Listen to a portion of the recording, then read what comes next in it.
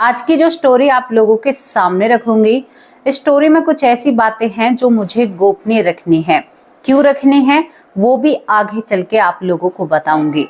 आप लोगों को बताऊंगी कि एक लड़की होती है जिसको 16 साल की उम्र के बाद यहाँ पर कहते हैं ना कि जो प्रेम होता है अलग अलग लड़कों से होना शुरू हो जाता है और 27 साल तक वो अलग अलग लड़कों से प्रेम करती रहती है। देखो, हमारे देश में एक प्रावधान है। प्रावधान क्या है कि हमारी जो बेटियां हैं वो 18 साल पर, हालांकि अब 21 साल हो गया है, 18 साल पर बालिग होती हैं, लेकिन वो नाबालिग थी उस समय। लेकिन यहाँ पर सोचने वाली बात थी कि 16 साल की उम्र में कैसे उस लड़की को लड़कों के बारे में सुध-बुध हुई और लड़कों के बारे में पता चला। ये बहुत ही विचित्र करने और थोड़ा विचलित करने वाली बात थी। आज मैं एक वीडियो देख रही थी सोशल मीडिया पर ही, फेसबुक पर, तो एक पुलिस वाले बहुत रिक्वेस्ट के साथ कहते हैं कि अपनी बच्चियों को अगर घर से बाहर भेजो तो पूरी जानकारी उनके बारे में रखो। लेकिन आज मैं जो लेकर आई हूँ, 2 जन्मों की कहानियों से ऐसा लगाव है कि पिछले जन्म की वजह से ये लड़की इस जन्म में, इसलिए इनका नाम मैं किसी के सामने नहीं लाऊंगी, इस जन्म में ये लड़की मतलब कई लड़कों से रिश्ते रखती है। आखिरकार बीती हुई जिंदगी में ऐसा क्या हुआ था जो ये इस तरह की काम कर रही थी। अच्छा, एक और बात आपको समझा दूं, मैं बात समझाना चाहती हूँ कि आप सोचते हैं, आपने कभी कभी महसूस किया है, हम सोचते हैं कि मेरी तबीयत खराब है, मेरे हाथ पैर नहीं उठ रहे हैं और मुझे बहुत आलस्य सा आ रहा है, मेरे शरीर में दुख है, तकलीफ है, तो आप कुछ दिनों बाद ऐसे ही हो जाते हो। कभी कभी आपके अंदर जोश भरता है एक नए काम का, नई उमंग का, तो हम कहते हैं कि हम ये करेंगे वो करेंगे, तो आप कुछ ना कुछ हासिल जरूर कर लेते हो। कभी कभी आपने ऐसा महसूस किया होगा, मेरा दावा है, क्योंकि मैं इसके पीछे का रीजन आपको बताना चाहती हूँ। साइंस के हिसाब से भी आपको बताना चाहती हूँ कि आप जैसा सोचते हो ना, जो हमारा ब्रह्मांड है वहां तक आपके ऊर्जा के जो स्रोत हैं, जहां से हम उत्पन्न हुए हैं, वहां तक आपकी ऊर्जा पहुंचती है। यानी आपसे एक वाइब्रेटिव, जैसे एक तरीके से आप फोन लगा लीजिए और फोन से जैसे रेंज जाती है ना, उस तरह से आपकी ऊर्जा से वाइब्रेट तरह की तरंगें निकलती हैं जो ब्रह्मांड में पहुंचती हैं। ब्रह्मांड आदेश देता है प्रकृति को और प्रकृति उन बातों को सिद्ध करना चाहती है। कभी कभी आप सोचते हैं ना कि हमारी जो इच्छाएं होती हैं प्रकृति उन्हें पूरा करना चाहती है। कभी कभी हम मन में सोचते हैं, कोई बच्चा है, उसकी इच्छा बहुत प्रबल होती है, जैसे मानो एक बच्चा है और वो हमेशा ये करता है कि मुझे तो मतलब बर्थडे पर साइकिल चाहिए, और वो सोचता भी नहीं है, माँ बाप प्लानिंग करते हैं, तो उसकी इच्छा को प्रकृति ने सुना, यानी ब्रह्मांड ने सुना। ब्रह्मांड ने प्रकृति को आदेश दिया और प्रकृति ने उसके माँ बाप को आदेश दिया, तभी वो इस काम को करने के लिए एग्री होते हैं। मतलब आपको सीधा सीधा समझाना चाहती हूँ।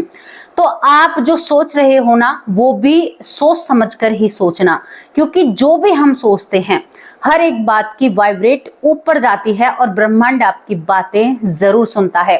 हम भगवान के सामने अच्छे ही दिल से भावुक होकर जब कहते हैं तो वो जरूर उसके पास पहुंचता है और जरूर पूरा होता है। अगर इस जन्म में पूरा नहीं हुआ है आपका सपना, तो अगले जन्म में पूरा होगा। आज एक पूरा चैप्टर आपको बताऊंगी इस चीज के ऊपर और आपको बहुत जानकारी मिलेगी। इस चीज को जानकर आपको महसूस होगा कि क्या ब्रह्मांड है, क्या सृष्टि है और क्या हमारा यूनिवर्स है। दोस्तों, बहुत ही अच्छी रोचक जानकारी है। एक लड़की के जरिए ये सब कुछ सामने मुझे इस तरह से लाना था तो मुझे बहुत अच्छा लगा। चलिए आपको बताती हूँ। आपको मैं बताती हूँ यहाँ पर एक जो फादरी होते हैं उनके बारे में बताती हूँ। विदेश में एक ईसाई फादरी होते हैं। फादरी की जो नजर होती है वो ठीक नहीं होती है। अब हमारे यहाँ पर जैसे संत हुए, कई संत हैं, तो बहुत सारे लोग अपना दुख लेकर या अपनी बुरी बातों को लेकर संत के पास पहुंचते हैं। जब भी हम किसी संत के पास पहुंचते हैं तो हमसे बातें छुपाए नहीं छुपती हैं और हम संत के सामने एक खुली किताब की तरह अपनी बातें, अपनी बुराइयां, अपने जीवन के वो बुरे कर्म खोल कर रख देते हैं। बहुत सारे लोग नहीं भी रखते हैं, लेकिन रख देते हैं ना ज्यादातर है कि हे महाराज, हमसे ये गलती हुई, अब इस गलती का पश्चाताप कैसे होगा, जब हमारे अंदर पश्चाताप की अग्नि होगी। उसी तरह से हर धर्म के गुरु जो होते हैं यानी कि जैसे कि यहाँ पर ईसाई धर्म के गुरु फादरी माने जाते हैं, जैसे हमारे यहाँ पर संत माने जाते हैं। तो जो फादरी होते हैं वहां उनसे लोग आकर अपने दुख बताया करते थे, यानी उनसे जो गलती होती थी तो वो कहते कि बाइबल देखो या कुछ भी देखो कि हमें इन चीजों से निजात कैसे मिलेगी, मतलब जो हमने गलतियां की हैं। तो ये जो फादरी था इसके सामने लोग कहते हैं आकर कि मेरा इतनी महिलाओं के साथ संबंध रहा है। यानी आपको पता है ईसाई धर्म था, खुली छूट होती है, वहां पर ऐसी कोई रोक टोक नहीं होती जिस तरह की हमारे देश में होती है। अब यहाँ पर जो ये फादरी था वो पुण्य नहीं कमा रहा था। कहीं भी आपको ऐसे लोग मिल सकते हैं, कहीं पर भी, भारत हो, विदेश हो, देश हो, तो यहाँ पर वो इन बातों को देखकर वो सोचता है कि मैं कहाँ यहाँ पर फादरी बना बैठा हूँ और ये लोग इतने लोगों से मजे ले रहे हैं, इतनी अच्छी इनकी जिंदगी चल रही है और मैं यहाँ पर इनको ज्ञान देने के लिए लगा हुआ हूँ। पढ़ाई भी की थी उस दिशा में और लोग अपने दिल की भावनाओं को इनको बताया करते थे कि फादरी हमें कोई रास्ता बताइए जहां हम इस पाप से निजात पा सके, क्योंकि हर धर्म में पाप के लिए तो भैया पाबंदी है, आप कहीं पर भी चले जाएं। तो फादरी जब इनकी बातों को सुनता था तो वो कहता था कि ये सुख मैं भी भोगना चाहता हूँ इतने लोगों के साथ। अब उसकी जो वाइब्रेट है ना वो ब्रह्मांड में पहुंच रही है। ब्रह्मांड में पहुंचने के बाद ब्रह्मांड इस इच्छा को पूरी करेगा हर हालत में। अब ये नहीं पता कि उस इच्छा को किस तरह से पूरा किया जाएगा। दोस्तों इसके बाद ये फादरी पूरी जिंदगी यही सोचता रहता है, लेकिन अपने कर्तव्य से नहीं हटता है। लेकिन मन में तो सोचता है ना, और सोच रहती है कि मैं भी ऐसी ही जिंदगी जीता जैसे ये 4-4 गर्लफ्रेंड हैं इनकी, 5-5 महिलाओं के साथ घूम रहे हैं, फिर रहे हैं, जैसे उनसे कहा जाता था वो ऐसे ही सोचकर और वो वहां से गुजर जाते हैं। दोस्तों यहाँ पर अब इनका जन्म भारत जैसे देश में होता है। भारत में ये जब जन्म होता है, कई लड़कियां अब भी हैं जो विदेश से भारत में जन्म ले चुकी हैं, तो बहुत ही मतलब गोरे चिट्टे और बिल्कुल वही रूप होता है इनका। यहाँ पर जन्म लेने के बाद ये लड़की के रूप में जन्म लेते हैं। अब बिल्कुल भी आपको नहीं बताऊंगी कहाँ पर है, क्योंकि कुछ चीजें ऐसी हैं जो हमें गोपनीय रखनी ही पड़ती हैं और इस स्टोरी में ज्यादातर गोपनीय रखनी पड़ेंगी। ये तो केवल एक चैप्टर है आप लोगों को समझाने के लिए, वरना मैं स्टोरी को लाने भी वाली नहीं थी, क्योंकि मुझे ये स्टोरी ठीक नहीं लग रही थी। लेकिन सोचा कुछ तो सीखने के लिए मिलेगा। इसके बाद क्या होता है कि इस फादरी का भारत में जन्म हो जाता है। हम एक नॉर्मल सा नाम रखते हैं, ऋतु लड़की का नाम होता है। लड़की जब पैदा होती है, पैदा होने के साथ साथ ही लड़की बहुत खूबसूरत थी। अब यूनिवर्स यानी ब्रह्मांड ने इसकी इच्छा को सुन लिया था। अब मैं आपको बताऊंगी कैसे ब्रह्मांड ने इसकी इच्छा को सुना था। कैसे सुना था कि ये लड़की धीरे धीरे जैसे बड़ी होती है तो इसको अपने बीते जन्मों की बातें याद हैं। इसको ये याद नहीं था कि मेरी सोच इस तरह से पूरी होगी। ये कहती है कि मैं तो विदेश की रहने वाली हूँ, मैं तो एक फादरी थी, मैं वहां पर ऐसे लोगों की मदद किया करती थी, लोगों को ज्ञान दिया करती थी, लोगों की सेवा किया करती थी, और मैं तो जब पुरुष थी, अब मैं महिला बन चुकी हूँ, तो माँ बाप इसकी बातों पर ध्यान नहीं देते हैं। इसके बाद ये धीरे धीरे जब बड़ी होती है तो धीरे धीरे बड़े होने के साथ साथ इसमें बिल्कुल भी भारतीय जो संस्कृति है या भारतीय रीति रिवाज के बिल्कुल भी लक्षण नहीं होते हैं। ये बिल्कुल विदेश के कल्चर को अपनाती है, विदेशी महिलाओं की तरह रहती है और बिल्कुल अपने आप को टिकटॉक बनाकर एकदम टकाटक रखती है। कभी भी ये मतलब शर्मिंदगी तो किसी बात पर महसूस ही नहीं करती है। खुलकर सबके सामने बोलना, खुलकर रहना। धीरे धीरे जब बड़ी होती है, घर वाले बातों पर ध्यान नहीं देते, लेकिन ये सभी को बेवजह बता दिया करती थी कि मुझे अपने पीछे बीते जन्म की बातें याद हैं और मैं एक फादरी के रूप में थी। तो लोग हंसा करते थे, कहते कि भाई तू तो बहुत कुछ जानती होगी, यानी तू 2 धर्मों में है। अब ये धीरे धीरे जो ऋतु कुमारी है वो बड़ी होती है, बड़ी होती जाती है। तो 16 साल की उम्र में ये खुद बताती हैं कि मैंने पहला बॉयफ्रेंड चुना था। अब आप सोचिए, जहां पर ये फादरी बनकर सोच रही थी, वहीं दूसरे जन्म में इसने 16 साल की उम्र में पहला बॉयफ्रेंड रख लिया था। उस बॉयफ्रेंड से इसका मन भर जाता है तो ये दूसरा बॉयफ्रेंड बनाती है, दूसरे से तीसरा बॉयफ्रेंड बनाती है और ये बिल्कुल मौज मस्ती की जिंदगी जीती है। माँ बाप से लड़ाई करके ये दूर रहने लगती है, क्योंकि माँ बाप को ये व्यवहार बिल्कुल पसंद नहीं था। कितनी लड़कियां हैं फिल्म इंडस्ट्री में, देखो उर्फी जावेद को देखो, बहुत सारी लड़कियां हैं जो परिवार से दूर रहती हैं, बाद में मेल मिलाप होता है। यहाँ पर सनी लियोनी का परिवार भी उससे बिल्कुल खुश नहीं रहता था। कई सारी हीरोइनें हैं जो अपने परिवार से ऐसी सारी चीजों की वजह से दूर हो जाती हैं। यहाँ पर ऋतु के बारे में बताऊं, ये दूर रहकर अपने परिवार से दूर रहकर और बॉयफ्रेंड बनाने और बिगाड़ने में लगी रहती है, क्योंकि इसकी ये फितरत बन चुकी थी। अब ये कभी कभी बैठकर सोचा भी करती थी कि मैं एक फादरी रही, मैं बहुत ज्यादा मतलब हर चीज में इतनी, मैं वहां पर ज्ञान तो बांटा ही करती थी, लेकिन मैं ऐसे क्यों हुई। तो इसको, ये पढ़ाई भी करती है, अब इसको सोच विचार आते हैं, जो कि ऋतु होती है। अब ऋतु क्या करती है कि अपनी पूरी जिंदगी को एक कागज में उतारने की कोशिश करती है, एक डायरी खरीदती है और उन बातों को सोचती है जो इसको पिछले जन्म में याद थी। थोड़ा सा ध्यान करती है, सुबह उठकर योगा करती है कि भाई, क्योंकि ये भी बोर हो चुकी थी बॉयफ्रेंड पर बॉयफ्रेंड बनाने में, ये बोर हो चुकी थी। अब ये इस जिंदगी से निकलना चाहती है, एकदम से इसके दिमाग में ये सारी बातें आती हैं। तो यहाँ पर ऋतु जी बताती हैं, आज तो उनकी उम्र काफी हो चुकी है, करीबन उनकी उम्र ऐसी होगी 40 से 42 साल। ऋतु जी कहती हैं कि जब मैंने अपनी जिंदगी पर प्रकाश डाला, रोशनी डाली, तो मेरे सामने बहुत कुछ निकल कर आता है। मैं अपनी जिंदगी को पन्ने पर उतारती हूँ और फिर उस सारी चीजों को पढ़ती हूँ। तो मैंने सोचा था, जब मैं फादरी के रूप में थी, क्योंकि मैं जब ध्यान और योगा करती हूँ तो मुझे मतलब बीती बातें बहुत बखूबी याद थी। तो मुझे पता चला कि मेरे जो मन की इच्छा है वो हमेशा नई नई लड़कियों के साथ रहने की थी। भले ही मैं एक फादरी के रूप में था, लेकिन इच्छाएं मेरी ये होती हैं। शायद तभी मुझे भगवान ने ऐसी मानसिकता वाली लड़की बनाया है। अब इन्होंने हमसे कहा है कि मैं ये घटना क्यों लोगों के सामने रखना चाहती हूँ। लोगों के सामने मैं ये घटना इस वजह से रखना चाहती हूँ कि जैसे कि आज आपके मन में इच्छा रहेगी, आपके मन में इच्छा रही कि भाई मेरी जिंदगी तो बहुत ऐसा और आराम से कट रही है, काश मैं भी इस संघर्ष को महसूस करता अगला जन्म जरूर, क्योंकि इतने अच्छे हम कर्म नहीं कर पाते कि हमें यहाँ से मुक्ति मिल जाए जन्म और मरण से, और इतने बुरे भी कर्म हम नहीं कर पाते हैं कि भाई हम 184 योनियों में चले जाएं। कर्म तो बुरे कर सकते हैं, लेकिन इसने ये रखा है कि जो ब्रह्मांड होता है, साइंस भी कहता है इस बात को कि अगर हम किसी बात को गहराई से सोचते हैं तो जो हमारा सोल यानी ऑरा जो होता है, ऑरा से वाइब्रेट होती हैं, हमारी ऑरा से तरंग जाती हैं, वो ब्रह्मांड में जाकर विलीन होती हैं और वहां से दोबारा यानी जो हमारी ये पृथ्वी है, पंच तत्वों में विलीन जो पृथ्वी है, जल वायु अग्नि और मिट्टी, मतलब जो कुछ भी है, ये हमारी उस इच्छा को पूरी करने की कोशिश करता है। कभी भी आप सच्चे दिल से जो प्रार्थना करोगे वो जरूर पूरी होगी। हाँ, ये हो सकता है कि जैसे कि आपके घर में कोई घटना घट रही है, आप उसी समय उस चीज को मांगोगे तो वो उस समय पूरी नहीं होगी, जिस चीज को आप 1 साल से। अच्छा, मैं आपको आज एक बहुत अच्छी ट्रिक बताने वाली हूँ।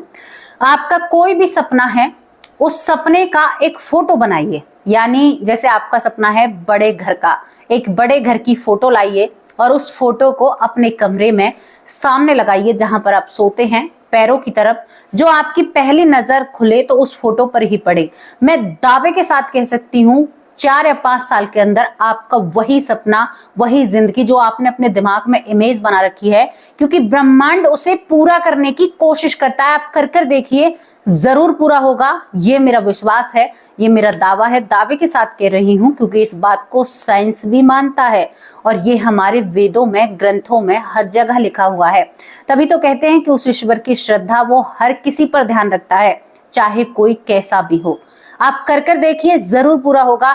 बचपन में आपने जो जिंदगी सोची है उसके इर्द गिर्द ही आपकी लाइफ घूमती है, ये मैंने भी महसूस किया है और ये आप लोग भी महसूस करोगे। हमने कभी ये नहीं सोचा, हम बचपन में जब थे, कि हम एक सादा सिंपल ऐसी जिंदगी जीएंगे, तो शायद हमारी जिंदगी वहीं कर घूमती है, क्योंकि यूनिवर्स उसे पूरा करने की कोशिश करता है। तो दोस्तों, यहाँ पर ये लड़की सभी के सामने संदेश रखना चाहती है। ये महिला है, मुझसे भी बड़ी है। ये कहती है कि मैं बताना चाहती हूँ कि अपनी सोच को भी अपने कहते हैं कि अपनी मुट्ठी में रखा कीजिए। अगर आप गलत सोचोगे तो आपकी जिंदगी में गलत होना ही शुरू हो जाएगा। अब आपको एक कथन बताती हूँ। ये कथन क्या होता है कि एक व्यक्ति हमेशा ये कहा करता था कि मैं, पता नहीं, मुझे अंदरूनी कोई बीमारी है, मुझे कोई बहुत बड़ी बीमारी है, मुझे लगता है मुझे कैंसर है, मुझे कैंसर हो जाएगा। मतलब उसके अंदर ये सोच बन जाती है। इसके बाद उसके बेटे उसे पूरे चेकअप कराते हैं, कुछ भी बॉडी में बात नहीं है। दोस्तों वो उसको जब भी ये लत लगी थी कि भाई मुझे कुछ है, मैं बीमार हूं, वो हमेशा गिरा पड़ा सा इसी तरह से सोचता रहता है। तो मैं आप लोगों से कहना चाहती हूँ कि कभी भी ऐसा मत सोचा करो कि मैं बीमार हूँ। आप बीमार होते हुए भी ये सोचा करो कि मैं बिल्कुल ठीक हूँ और आज मैं ये करूंगी, आज मैं वो करूंगी। अपने आप को तरोताजा रखा करो, ये आपके लिए बहुत जरूरी है, आपकी सेहत के लिए। अच्छा, उस व्यक्ति की घटना आपको बताऊं, वो हमेशा ये सोचता रहा करता था कि मैं बीमार हूं, मुझे शरीर में ये बीमारी है, मैं उठ नहीं सकता, मैं बैठ नहीं सकता। वो उम्र से पहले इन बातों को करने लगते हैं। दोस्तों 7 महीने बाद जब बेटों ने दोबारा उनकी बॉडी का चेकअप करवाया, तो जो वो कहा करता था ना कि मुझे कैंसर है, मुझे कैंसर है, तो उसे सचमुच में ही कैंसर हो जाता है। 7 महीने के अंदर उसकी सोच ने उसके शरीर में वो चीज उत्पन्न कर दी थी। हम अपने शरीर में किसी चीज को सोचेंगे तो वो चीज जरूर पैदा होगी। हमारा शरीर पंच तत्वों से बना हुआ है, जिस तरह से पृथ्वी में है उसी तरह से इन्हीं पंच तत्वों से हमारा ये शरीर बना हुआ है।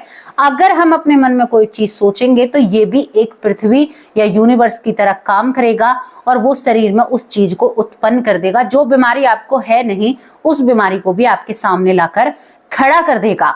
ये भी पक्की बात है, साइंस ने इस पर बहुत सारी रिसर्च की है, बहुत सारी बातें की हैं। तो यही मैं आप लोगों से कहना चाहती हूँ कि आपका शरीर अगर आपका साथ नहीं दे रहा है, आपको फिर भी ये करना है कि मैं तो ठीक हूं, मैं स्वस्थ हूं। देखो इलाज तो जब भी चलेगा, अगर आपको कोई तबीयत खराब है, आपकी तबीयत बेकार है, तो आपका इलाज तो चलेगा, लेकिन शरीर उस बीमारी को काटने में आपकी सहायता करेगा।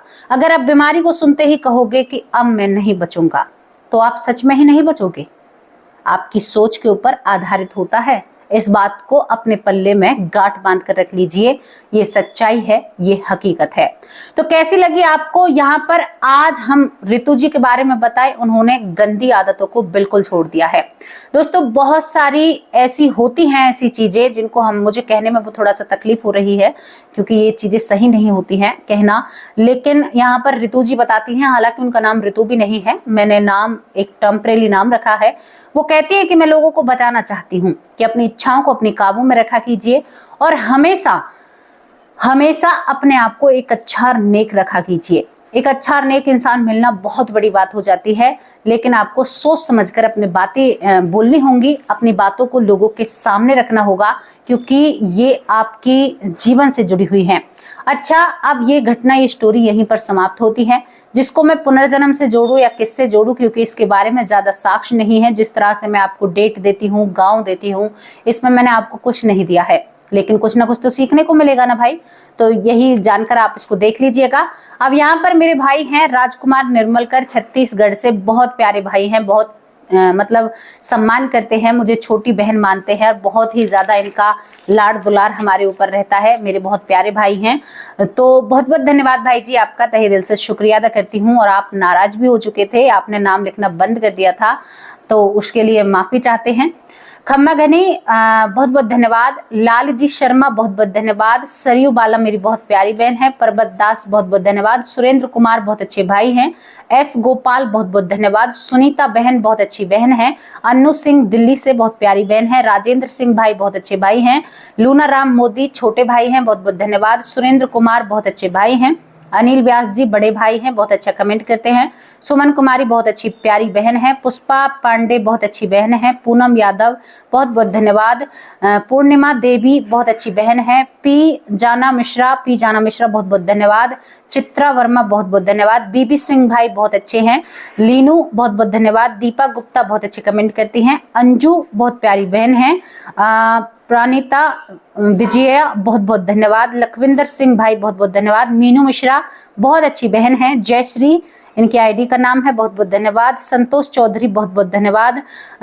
मनोहन शर्मा बहुत बहुत धन्यवाद। शशि शर्मा बहुत अच्छी बहन है। राधा मिश्रा बहुत अच्छे कमेंट करती हैं। ज्योति श्रीवास्तव माँ की तरह प्यार और दुलार करती हैं, थैंक यू प्यारी माँ। पिंकी जी बहुत बहुत धन्यवाद। नतर पटेल बहुत बहुत धन्यवाद। खुशी सिंह बहुत बहुत धन्यवाद। परमिंदर यादव बहुत अच्छे भाई हैं। शशि बहन बहुत अच्छी बहन है। सिंधु बहुत बहुत धन्यवाद। भूप सिंह भाई बेटी कहकर बुलाते हैं। रीता देवी बहुत अच्छा रिश्ता है, बहुत प्यारी बहन है। कमलेश भिष्ट बहुत अच्छे कमेंट करती हैं। केबी ज्यादा राजकोट, बहुत बहुत धन्यवाद भाई जी। गीता उपाध्याय बहुत अच्छे कमेंट करती हैं। पीहू हैला बहुत बहुत धन्यवाद। ज्ञानतारा सरस्वती बहुत अच्छी बहन है। अच्छा, यहाँ पर सीमा बहन लखनऊ से हैं, इनकी तरफ से बहुत दुख और तकलीफ हुई। क्या तकलीफ हुई? अभी अभी इन्हें पता चला है कि इनके जो पति हैं उनको कैंसर हो चुका है और उनकी तबीयत बहुत खराब है। मेरी प्यारी बड़ी बहन, इस दुख की घड़ी में हम सब आपके साथ हैं, क्योंकि हमारे घर में भी मेरी सास कैंसर से ही इस दुनिया से गई है, तो मैं आपके दुख को बखूबी समझती हूँ। अपना अपने पति का ख्याल रखिए, उनसे बातचीत कीजिए और हमेशा उन्हें बातों में उलझाने की कोशिश कीजिए और हमेशा उनसे बहुत प्यार से पेश आना, उनका बहुत ख्याल रखना मेरी बड़ी बहन। मुझे बहुत दुख तकलीफ हुई आपके बारे में यह सुनकर। मैं पूरे परिवार से कहना चाहती हूँ कि उनके सपोर्ट में खड़े हुए और उन्हें दिलासा दीजिए, इसी से बहुत अच्छा लगेगा। विनोद पाटिल बहुत बहुत धन्यवाद। डॉक्टर सुरेश सोनी मेरे भाई हैं। बेटी लाडो बिटिया रानी कहकर बुलाते हैं। मिष्टी सोनी भतीजी है। हिमांशु सोनी मेरा भतीजा है। यशवंती मेरी बहुत प्यारी माँ है, बहुत ही प्यारी माँ है। पुष्पा पांडे बहुत बहुत धन्यवाद। राजा राम भाई भी बहुत अच्छे कमेंट करते हैं। रामायण कुशवाहा बहुत प्यारे कमेंट करती हैं। मधु उपमन बहुत उम्दा कमेंट करती हैं, मेरी माँ है। योग माया साहू मेरी बड़ी बहन है, बहुत अच्छे कमेंट करती हैं। अर्चना दुबे जिनके लाला बहुत बढ़िया हैं। महेंद्र दीक्षित भाई बहुत बहुत धन्यवाद। मंजू चौधरी बहन बहुत अच्छी बहन है। और यहाँ पर ऐश्वर्या मेरी माँ, जो मेरी माँ दुखते उभरने की कोशिश कर रही हैं, बहुत प्यारी माँ है। ललिता यादव जो मेरी माँ है, जो कि हरियाणा से हैं, वो भी बहुत प्यारी है। मामा के घर हैं, उनके घर में भी कोई तकलीफ चल रही है। यहाँ पर बबीता सिंह दिल्ली से हैं, वो भी बहुत प्यारी बहन है। उनके घर में सब कुछ अच्छा चल रहा है और भगवान से प्रार्थना है कि सब कुछ अच्छा ही चले। इंदु शर्मा बहुत प्यारी बहन है। अंजना कुमारी बहुत प्यारी बहन है। राजकुमार निर्मलकर बहुत अच्छे भाई हैं, बहुत ही अच्छे कमेंट करते हैं, बेटी कहकर बुलाते हैं। रामायण कुशवाहा भी बहुत अच्छे कमेंट करते हैं। सीता शर्मा हमारी बहुत प्यारी बहन है। सीता बहन कैसी हो आप? बेटी का बॉस भी बहुत अच्छी हैं, बहुत प्यारी बहन है, बहुत अच्छे कमेंट करती हैं, हमेशा प्रेरणादायक कमेंट करती है। बेटी का बॉस कहती हैं कि आप मुझे बहुत अच्छी लगती हो, तो बहुत बहुत धन्यवाद प्यारी बहन, बहुत अच्छा लगा आपके कमेंट को पढ़कर। कैसी हो? और यहाँ पर सीता शर्मा हमेशा मेरा ख्याल रखती हैं, हालचाल पूछती रहती हैं, बहुत ही मेरा मान सम्मान करती हैं। थैंक यू मेरी प्यारी बहन, बहुत बहुत धन्यवाद आपका, आप इतना ध्यान रखते हो। बिमला दलाल माँ बहुत प्यार करती है, मेरी बहुत प्यारी माँ है। और यहाँ पर सीता दलाल भी हैं, बहुत अच्छी बहन है। सीता मौर्य मुझे माँ की तरह प्यार करती हैं, माँ की तरह ट्रीट करती हैं, बहुत अच्छी बहन है। महेंद्र दीक्षित भाई बहुत अच्छे कमेंट करते हैं। लखविंदर सिंह भाई भी बहुत अच्छे कमेंट करते हैं। बहुत बड़ा परिवार है मेरा और मैं बहुत बड़े परिवार का सदस्य हूँ। दिल खुश हो जाता है मेरा उस परिवार को देखकर, जो परिवार हमेशा मेरे लिए खड़ा रहता है। Thank you thank you thank you मेरे प्यारे परिवार, इतना प्यार। और मेरी एक और माँ है यहाँ पर, मेरी माँ सीमा अरोरा दिल्ली से, बड़ी बहन भी कहती हूँ और सीमा बहन भी कहती हूँ। बहुत बहुत धन्यवाद प्यारी बहन, आप हमेशा खुश रहें। बहुत अच्छे कमेंट करती हैं मेरी प्यारी बहन सीमा अरोरा, बहुत प्यारी बहन है। आप सभी लोगों से अब विदा लेने का वक्त आ चुका है और अब आप लोगों से विदा लेती हूँ और कल हाजिर होंगे एक सच्ची और अच्छी स्टोरी के साथ। आप लोगों को कैसी लगी ये घटना, इसके बारे में जरूर रखना। ज्यादा नहीं बता पाए हैं और आप भी समझते हैं ज्यादा क्यों नहीं बता पाए हैं, केवल एक रोशनी आपके जरिए डाली है। तो भगवान के सामने जब भी जाओ ना, दिल खोल कर रख देना, कोई भी बात उनसे मत छुपाना। आप लोगों को पता है कि उनसे कोई बात नहीं छुप सकती। नमस्कार, जय हिंद, जय भारत। अपना और अपने परिवार का ख्याल रखिए, खुश रहिए और साथ में मैं आप सभी का ख्याल रखती हूँ, आप मेरा ख्याल रखिएगा। राधे राधे, जय श्री कृष्ण।